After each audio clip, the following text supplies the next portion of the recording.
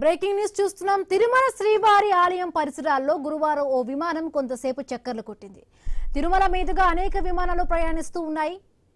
అయితే ఆగమ శాస్త్రం ప్రకారం తిరుమల కొండపై విమానాలు నిషిద్ధం. గతంలో ఇదే అంశంపై పలుమార్లు కేంద్ర పౌర విమానయాన శాఖకు వినతులు పెట్టింది టీటీడీ. నో ఫ్లయింగ్ జోన్ పై ఇప్పటి వరకు కేంద్ర విమానయాన శాఖ స్పష్టతనివ్వలేదు. తాజాగా తరచూ విమానాలు తిరుమల వైపు ప్రయాణిస్తున్న నేపథ్యంలో నో ఫ్లయింగ్ జోన్ గా తిరుమలను ప్రకటించాలంటూ కూడా భక్తులు డిమాండ్ చేస్తున్నారు.